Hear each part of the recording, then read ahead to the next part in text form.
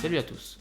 Il y a quelques temps, un vidéaste assez connu, Usul, qui travaille pour Mediapart et qui se revendique communiste, a réalisé une vidéo traitant du communisme et de l'objectivité.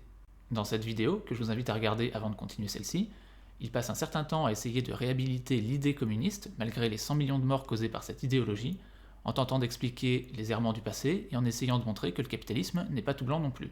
Mais le problème, c'est qu'une bonne partie des arguments utilisés sont historiquement et moralement douteux, et certains sont même parfaitement condamnables. C'est pourquoi j'ai décidé de faire cette vidéo en réponse.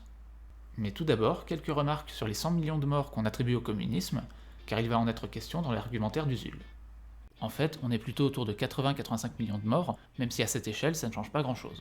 Parmi ces morts, il y a plusieurs catégories. Les morts involontaires, dues à l'incompétence économique, les morts de faim typiquement, par exemple lors du grand bond en avant en Chine, et puis il y a les morts volontaires, les meurtres de masse par exécution, lors de la Terreur rouge, lors des purges, les gens morts au goulag ou en déportation dans des zones inhabitables. Parmi ces morts volontaires, on ne peut pas tout citer, on peut tout de même mentionner les 2,5 millions de personnes tuées en 4 ans par le régime Khmer Rouge, soit un quart de la population tout de même, dans des conditions dignes des camps nazis. Ajoutons à cela 2,5 autres millions de morts lors de la grande famine de 1932-1933, car cette famine a été provoquée, on a retiré aux paysans toutes leurs réserves, y compris les réserves de semences, alors que dans le même temps, l'URSS exportait du blé pour industrialiser le pays. Et enfin, on peut ajouter les 1,5 millions de morts lors des grandes purges de 1937. Rien qu'avec ces quelques grands événements, on a au minimum 6,5 millions de morts. Premier argument pour tenter de réhabiliter les militants communistes, leur aveuglement sur l'URSS serait la faute de la direction du Parti communiste. Comme le disait en rigolant évidemment Pierre Desproges, non seulement les communistes mangent les enfants, mais en plus ils manquent d'objectivité. Alors ça, c'est un vieux reproche, certainement lié au centralisme démocratique en vigueur, aux grandes heures du Parti communiste français. À l'époque de la guerre froide, par exemple, les militants communistes avaient en effet tendance à être tous d'accord entre eux, et surtout avec la direction. D'ailleurs, quand ce n'était pas le cas, on leur proposait de faire leur autocritique, ou alors on les excluait du parti. Alors oui, à une certaine époque, si vous demandiez à des militants communistes leur avis sur le printemps de Prague, les dissidents soviétiques ou le camarade Staline, l'homme qu'ils aimaient le plus, ils risquaient d'être pas bien objectifs. Mais bon, on n'en est plus là. Mais les militants de base n'ont jamais eu besoin d'une hiérarchie aux ordres de Moscou pour s'aveugler. Dès les débuts de l'URSS, avant même la création du Parti communiste, les militants voulaient y croire et refusaient de voir la nature du régime. Il faut se rappeler que la scission du Parti socialiste en 1920, qui a donné naissance au Parti communiste, est due au refus de certains socialistes de prêter allégeance aux soviétiques, parce que dès le début, il y avait des échos sur ce qui se passait dans le pays. Il faut aussi se rappeler que dès les premières années du régime soviétique, des opposants russes de toute obédience, y compris socialistes, ont dénoncé la dérive totalitaire de Lénine et la terreur rouge qu'il a mis en place. Si les militants communistes français voulaient vraiment savoir ce qui se passait en URSS, ils le pouvaient. Et puis, quand on est communiste, il n'y a pas besoin d'être militant au PCF pour se leurrer.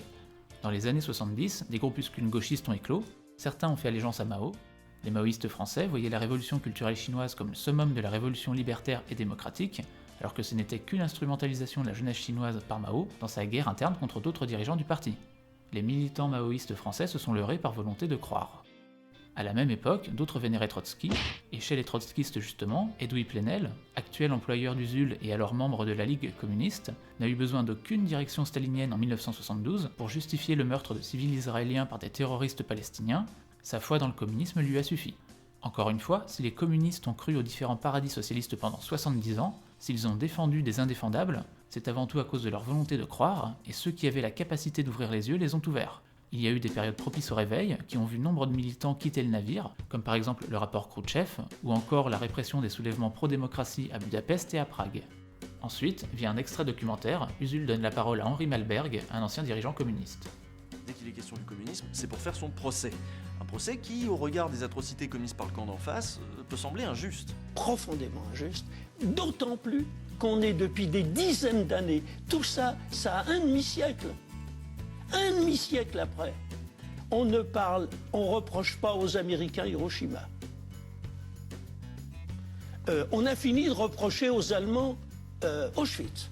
Fini. Ils ont payé le film. On a fini de reprocher la non-intervention, qui est un crime à Léon Blum.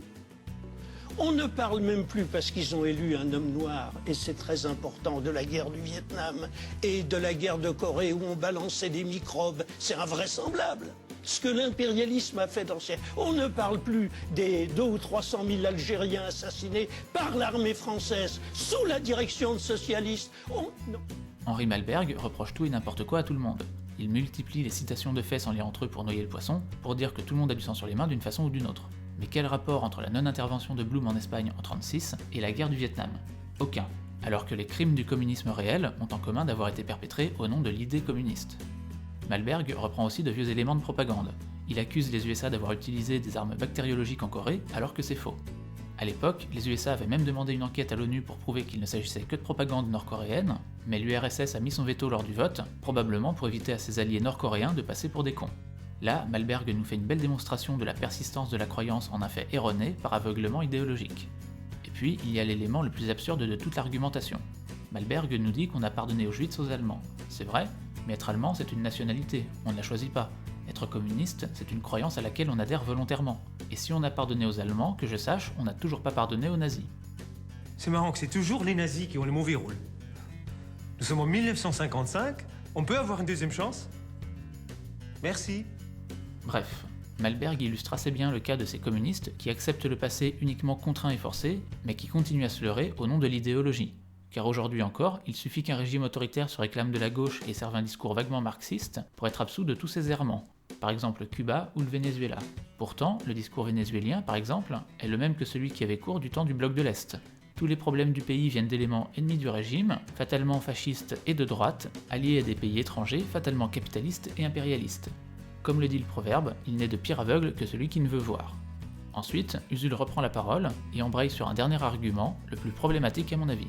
Alors, on va sortir quelques chiffres. Chaque année dans le monde, le capitalisme, qui est le mode de production dominant sur la planète, organise si bien la distribution d'eau que 8 millions de personnes en manquent et en meurent. Presque 8 millions de personnes meurent, elles, parce que le capitalisme les laisse crever de faim, alors qu'avec ce qu'il produit, il pourrait nourrir 2 fois la population mondiale. Ajoutez à ça les 3 500 000 personnes qui décèdent de maladies que l'on sait soigner, ça nous fait 20 millions de morts par an. En 5 ans, on a 100 millions de morts, comme dans le livre noir du communisme. On entre là dans l'argument comptable. Alors il y a des gens que ça gêne, c'est pas parce que l'ennemi a tué 50 personnes et vous seulement 49 que vous êtes moralement supérieur.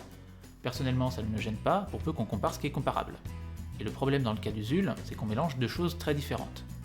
Les 20 millions de morts annuels qu'il attribue au capitalisme n'ont pas été assassinés. À la rigueur, c'est une forme de non-assistance à personne en danger ou d'homicide involontaire. Mais il n'y a pas de volonté de commettre des meurtres de masse de la part du capitalisme. Il n'y a pas de politburo du CAC 40 qui a décidé de l'exécution de 20 millions de personnes par an. Si les morts dans le système capitaliste sont involontaires, par contre, dans les 100 millions de morts du communisme, on l'a vu, une part non négligeable est due à la volonté de tuer. Ce sont des meurtres. Et le seul moyen de comparer des morts volontaires et involontaires, c'est d'abolir la notion d'intentionnalité. Et c'est là le fond du problème. Peut-on mettre sur le même plan moral des gens qui meurent parce qu'ils n'ont pas de quoi acheter un médicament et des gens qui meurent au goulag? Si oui, alors on abolit l'intentionnalité et toutes les morts se valent, avec toutes les conséquences que ça peut avoir derrière. Un dissident exécuté en URSS vaut un mort de faim en Afrique, vaut un accident par mort du travail en France, vaut un juif gazé à Auschwitz. Et dans ce cas, le pire régime n'est pas le plus cruel, le plus violent ou le plus discriminatoire, mais celui qui a fait le plus de morts selon votre comptabilité personnelle. Et selon Usul, c'est de très loin, avec ses 20 millions de morts par an, le capitalisme. Et par contre-coup, le nazisme, avec ses 25 millions de morts sur 12 ans, est bien moins pire. Car oui, l'argumentation d'Usul, involontairement, ouvre la voie à la réhabilitation de toutes les idéologies génocidaires. Au passage, heureusement pour Usul que la haine sociale n'est pas condamnée, contrairement à la haine raciale, parce que sinon, minimiser autant de morts lui aurait valu un procès. Rappelons-nous que Jean-Marie Le Pen a été condamné pour avoir minimisé la violence de l'occupation allemande. Bref, j'espère que cette vidéo vous aura apporté un éclairage alternatif et moins manichéen que celle d'Usul. Si c'est le cas, je vous invite à la partager et à mettre un pouce bleu. Moi je vous donne rendez-vous pour une prochaine vidéo. D'ici là, je vous dis portez-vous bien et à la prochaine!